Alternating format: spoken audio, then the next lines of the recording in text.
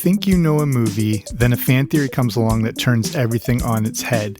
If you like the 1980s, there are some great movie fan theories out there. Some of them may seem crazy, but they're just crazy enough to change the way you look at the movie. That's what we're going to look at here today. Welcome to the Everything 80s podcast, or welcome if it's your first time. Thanks for coming on out. I'm Jamie. I look back at all the best things of the 80s. Today will be a breakdown of 10 of the best fan theories for 1980s movies. So before we start that, if you haven't already, subscribe anywhere you find podcasts. I should be there. Here we go. So this sort of continues the theme of the last week or so with movie-related topics. So in the last episode, I broke down the best summer for movies in the 80s, if you want to listen to that one. So I ranked them all, looked at what one stood out in my mind. That's a good one if you want to check that back. So some of these theories you may have heard of, and some may be brand new. The great thing about movies is we can all interpret them in our own way. Some of these theories will never die, like The Shining. Is it Stanley Kubrick's confession that he faked the moon landing? And then some sort of pop up and then they're never seen again. So I'll go in no particular order here, but we'll start with the first one, and that's with Indiana Jones. And specifically Indiana Jones and the Raiders of the Lost Ark. And the fan theory goes that Indiana could have prevented World War II. If you haven't seen this movie in a while, it's pretty astounding to watch, considering the fact it came out all the way back in 1981. Some of the special effects obviously don't totally hold up, but they're not bad considering. The fan theory here, though, goes that Indiana knew that the Ark would kill anyone who opened it, and if they looked at it. He was just one of a handful of people who witnessed the true power of the Ark. But since he knew they were trying to get it to Hitler, why didn't he allow it instead of having it stored away forever? He was aware that this was a way to take out all the Nazis and Hitler, but he didn't go for it. So he inadvertently could have prevented World War II. So why didn't he? That's the big question. Some just argue that he didn't realize how, what World War II would evolve to and everything like that. But he was getting sort of a behind the scenes look at what was really potential here. So, this is the theory. He could have stopped the whole thing. Another theory sort of carries on into the Kingdom of the Crystal Skull, and it's related with Indiana Jones and the Last Crusade. And that is in the scene where he survives the atomic test site because he's locked in a refrigerator. And the idea is that because he drank from the Holy Grail, this protected him and kept him alive during that nuclear explosion. The one reason they did use this scene as well is one of the early drafts of Back to the Future, they were trying to decide how Marty was going to get around before they came up with the DeLorean or how he was going to time travel, what the time machine would look like. One of the ideas was it would be potentially a fridge that you would go in, you would set the coordinates, and then boom, it would transport you. But then they were worried that kids would start locking themselves in fridges and everything like that. So then they eventually changed it to a car. But this is seen as a way to sort of pay tribute to that original premise of Back to the Future, that Indiana would lock himself into the fridge. And then the idea is that the old fridges back then from the 50s and whatever were a little more lined with lead or something that could protect from the blast. But I like the theory that the Holy Grail is what actually protected him. Okay, the next fan theory, speaking Back to the Future, will be related to that, and a few different ones here. So these, most fan theories for movies get a little dark and involve death of some sort. So just as a heads up, that's some of the discussion here. So the one big theory with Back to the Future that was that Doc Brown was trying to take his own life. And as a kid, I remember wondering why in the world Doc had the DeLorean pointed at him and Marty during the first test run. If he didn't know what was going to happen, why would they possibly risk that? Of all places to stand, why there? The theory regarding this is that Doc Brown had a death wish. He had sunk more than 30 years into studying inventions and things that just did not work out, as well as devoting a ton of time to time travel. If this experiment failed, he didn't want to be around anymore. If it did work, then great. But if not, then we would have our answer right there. I have a few different theories about Back to the Future as well. And one theory I have is that Doc is actually Marty's great uncle. And this would explain why he was so connected to a high school student. In the movies, we meet Lorraine's parents, but we never see George's. I think the idea is that Doc is actually related to the McFly family, but this was always kept a secret because he was the shame of the family. He was this failed crackpot inventor. This would explain why he had always been aware of Marty and was keeping tabs on him, because he knew his home life wasn't great. And that was one of the reasons he invented the time machine, because he wanted to go back in time and help Marty fix his life. Doc figured he was older and, he had to give up on a lot of things, but there was still a lot of hope for Marty because he's this great uncle in the background that has always been watching. And that's why he knew so much and knew his home life wasn't great and wanted to help him switch that. I also think that Doc has created a second time machine that he had hidden away from the first one in case it failed, or he knew about the Libyan threat, but that's a whole other one. There's a show I'm going to be doing soon, and it's not technically a fan theory, but there's the whole issue of how George and Lorraine would not recognize or connect their son to Marty from 1955. There are just too many circumstances that would make it impossible for them not to know their son is Calvin Klein. And that's sort of connected with another theory that George knows that his son is Calvin Klein from 1955. He knows his son is a time traveler, but he has to keep going with it, sort of connecting in with Doc Brown being involved with the family and George having an inkling. He knows that Marty has to go back in time if things are going to work out for the future. So that's why he has to sort of play along with the whole thing. It's interesting if you watch back the movies with this sort of new interpretation, it really changes it. Here's a few more. Here's another good one. Marty actually dies in Back to the Future 2. He was crushed to death by Biff in the tunnel when he's trying to escape from him. Doc knows this, and that's why they had to go back to the future. And then this is how he knew to drop that rope at the exact time in that exact spot, because he had seen how the whole thing was going to take place, and that was him rescuing him. But then we get into the whole issue of Marty not actually being in the past 1955 until the original version of him was taken back there. This is where your head can get complicated and start to hurt like mine is right now. Interesting, though, in Back to the Future 2, there are actually 4 DeLoreans in Hill Valley at the exact same time in 1955. You've got, the first one from the original movie that's happening. Then you have the other Doc and the other Marty that have taken that time machine and they've gone back to 1955. Then you have Biff from the future who stole the DeLorean and has taken it back to give the almanac to his younger self in 1955. Then you have the DeLorean that Doc has hidden in the underground cave back in 1885 that will exist there till they find it again. So kind of cool. There's 4 different ones. Okay, and one more kind of, it's sort of a fan theory, but just interesting, is that the whole trilogy is this perfect mirror of itself. It has perfect symmetry. And they call this, I forget how you pronounce it, it's like chiasmus or chiasmus, and it's a sort of ancient writing technique where something it starts, gets to a middle, and then reverses itself and goes back. And the easiest example of that is the Hickory Dickory Dock rhyme. So it's Hickory Dickory Dock, the mouse ran up the clock struck 1, the mouse ran down Hickory Dickory Dock. So the clock striking 1 is in the middle of it. It ends and starts with Hickory Dickory Dock, and then the mouse going up and down. So you sort of see like it's like goes up to a point and then comes back to the same place. And that's how the whole trilogy works.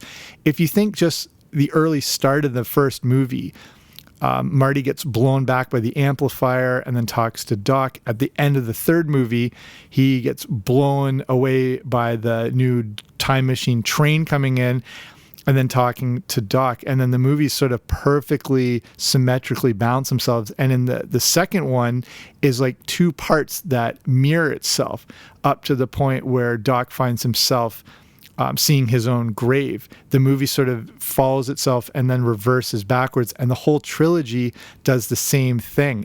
You got to look a little deeper into this. It takes a while. There's a whole good Reddit thread if you want to look that up about this whole symmetrical thing. But it's something I'd never, ever heard of before. And now you're looking like, whoa, it actually perfectly mirrors itself. Okay, next fan theory is from Who Framed Roger Rabbit, and it's that Judge Doom is actually a cartoon possum. And Who Framed Roger Rabbit I've covered on this show before if you want to go back and listen to that episode. Amazing, like a movie that could have only been made in the 1980s. The licensing and copyright issues would be impossible to deal with today. The fact that all these studios lent their characters to another studio for a singular movie is astounding. And you can really chalk this all up to the influence of Steven Spielberg. So in the movie, we find out, spoiler alert, that Judge Doom, Christopher Lloyd, as we're connecting this to Back to the Future, he turns out to be a toon. But was he a specific toon? We know he's one, but which in particular? The movie never lets us know, but there may be some hints in the movie that he's actually a cartoon possum called Pistol Packin' Possum. You have to look carefully, but there's Easter eggs regarding this contained throughout the movie. During that one big interrogation scene, we see a poster of that possum, the Pistol Packin' Possum.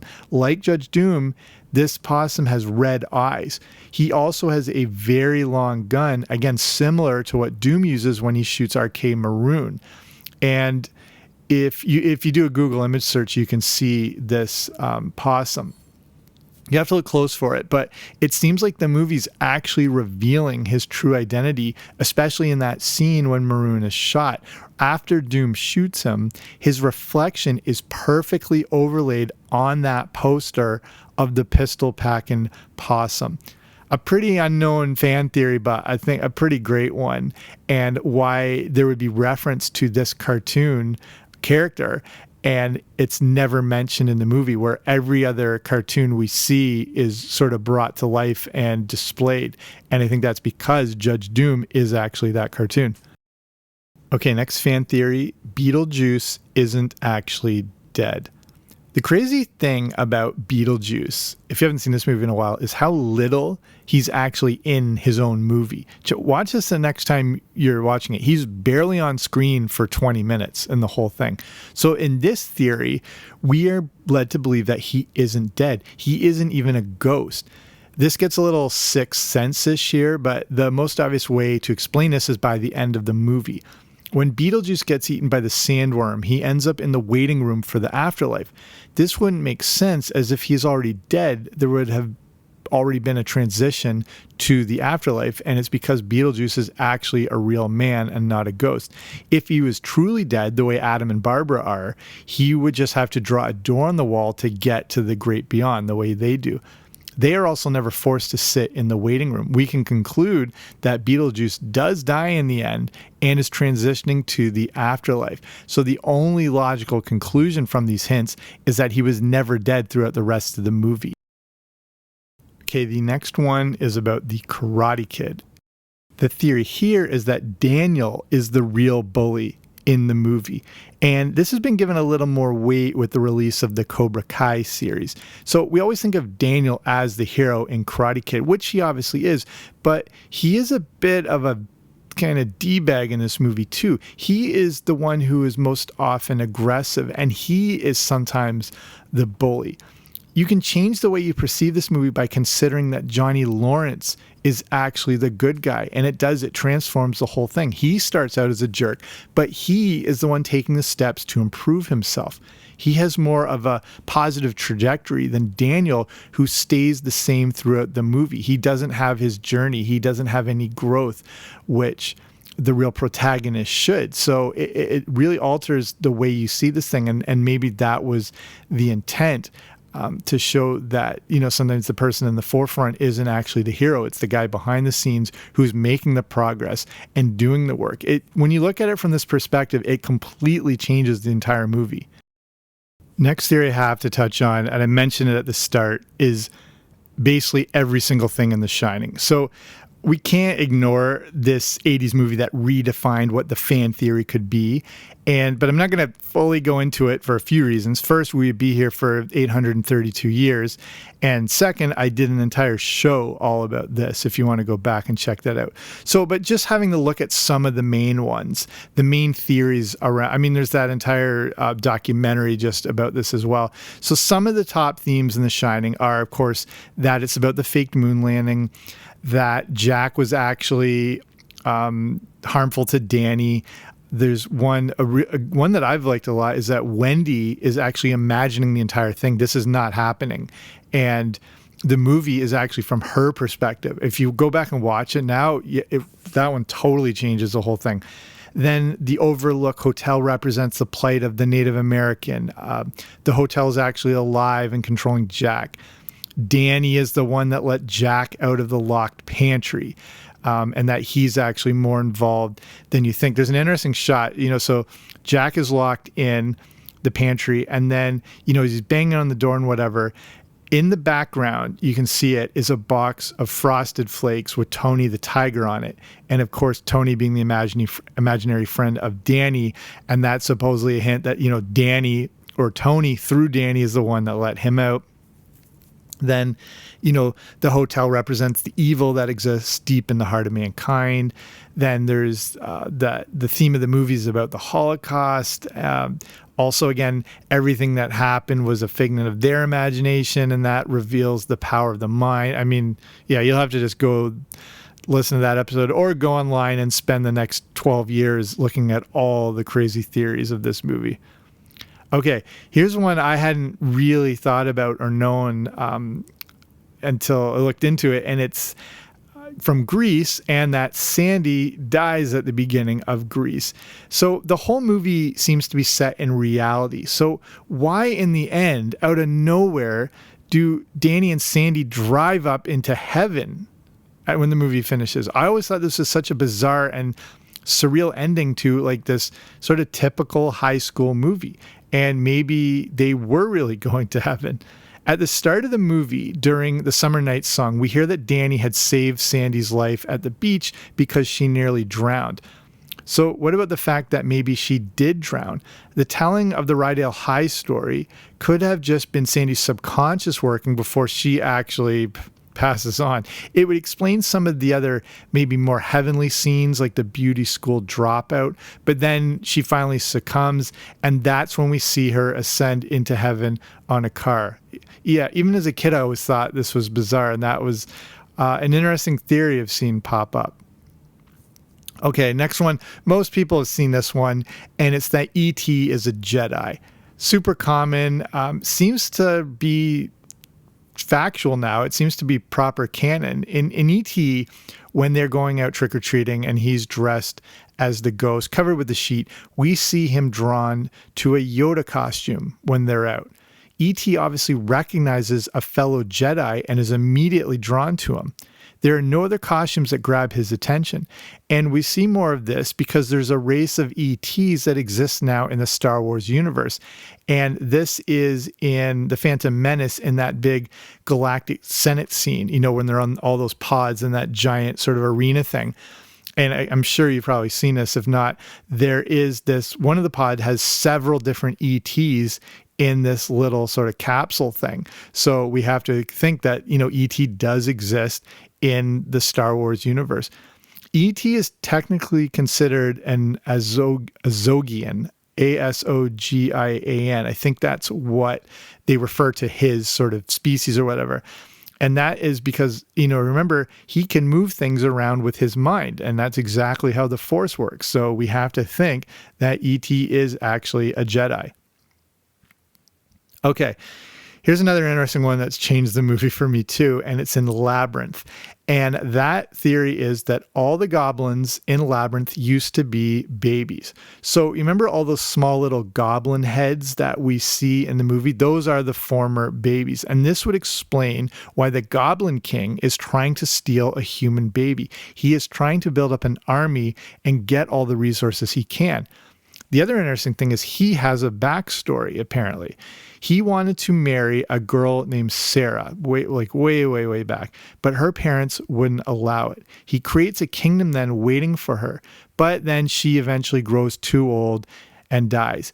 He never gets over this and tries to find a replacement. It's kind of like the Dracula story, but with more eyeliner with David Bowie.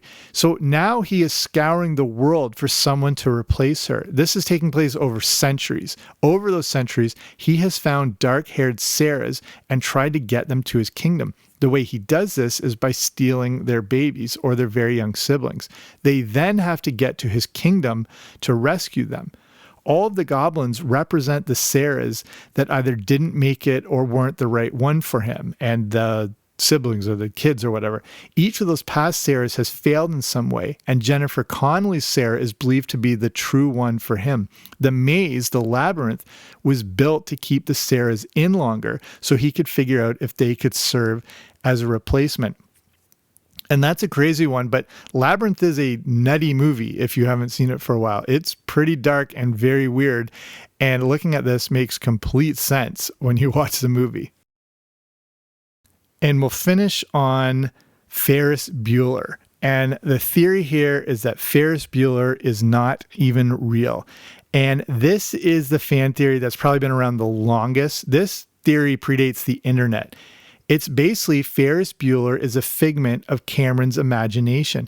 This has a lot of people have connected this to sort of Fight Club. And then there's another idea that these films both exist in the same universe, which is kind of interesting. So the idea, the entire Wackyville day off actually never happens. The whole day and Ferris himself are just thought up in the mind of Cameron while he's sick in bed. It's almost considered like a fever dream or some sort of hallucination. The idea is that Sloane is real, but this is the only way that Cameron can have any interaction with her. It goes a bit further in the idea is that Ferris is actually an extension of Cameron's personality, or more of a dream scenario personality. Ferris is everything that Cameron wished he could be. Ferris is bold, he's confident, he's adventurous, he can easily talk to a girl like Sloane. This whole day off is Cameron imagining he's cool enough to be adventurous and to be confident and bold, and also not be afraid to talk to Sloane. Again, go back and watch. When you watch Ferris Bueller's Day Off now with this perspective, again, it's a completely different movie. And I think this theory, or however you intend it, is meant to resonate with all of us. Cameron is who we really are, and we all aspire to be Ferris. We all struggle with our personal identity, and that's reflected in the character of Cameron. And we witness this when Cameron says Ferris can do anything. These are all his desires sort of being manifested in this character he's imagining. He's sort of creating this ideal version of himself and the person who can do everything, and that's Ferris. Ferris is that voice in our head, and it's why he's always talking to the camera.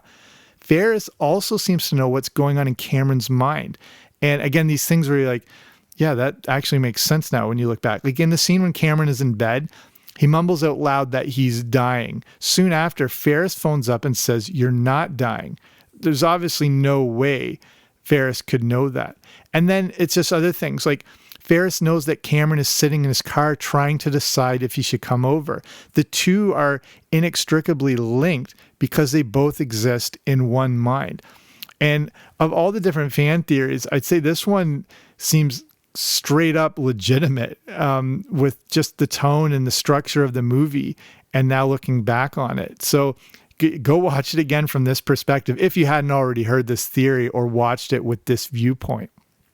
It's one of those movies like, I don't know if you've ever seen the play Wicked and then gone back and watched The Wizard of Oz, how now you're seeing the real perspective of what's happening with the Wicked Witch and who she really is. And the movie is completely transformed. And that's why I love these fan theories, because we've seen all these movies dozens of times and we know everything about it. And now to get something new out of it, that's what I love especially, like even with a good prequels or reimagining, anything that makes you appreciate the original movie, I'm all for. So some of these theories are just way out of left field and obviously might not buy into them. But again, some can really transform what you originally know. Okay, so I'll wind it down here. I just like these because movies that I've, maybe not appreciated anymore or just sort of dismissed a little have been kind of transformed. And I love getting that new appreciation, especially Ferris Bueller and Labyrinth. The Labyrinth one really stuck in. I mean, it's right now available, as the last I checked, on Disney Plus, if you haven't seen it for a while. And that one just really altered the movie, which, I've seen so many times I probably wasn't going to watch again for a long time anyway. And now it sort of motivated you to see it in this new light. So that's it for this show. If you want to shut it off now, that's great. But I just wanted to finish with talking about supporting a show like this. And that's through patreon.com, which is the platform to support small independent shows against these, huge podcast networks and celebrities and podcasts run by corporations and everything like that. And with Patreon, it's just a way for like a few dollars a month to support these smaller independent shows and then get some bonus audio content at the same time. So with mine, there's a few different tiers, and at each different tier, there's different rewards and stuff. And say at the Boba Fett level I've got, that gives you access to the Everything 80s Movie Club, where I review all different sorts of movies, good ones, bad ones, over there just for Patreon. So like I recently did Howard the Duck. I did Beetlejuice there. I've done like movies like Wall Street, like just a good random assortment. So if you just want to learn more, interested in supporting a small show like this, you can go to patreon.com/80, so patreon.com/80s, or wherever you're listening, there should be a link that'll take you there. But I appreciate you just taking the time to listen to this show. Or even if this is the first episode you're listening to, I know there's a million podcasts out there. So the fact that you're like actually taking the time and opening this up and pressing play and spending the time here means a lot. So that's it for me, but I'll be back with a new show soon. Don't you dare miss it.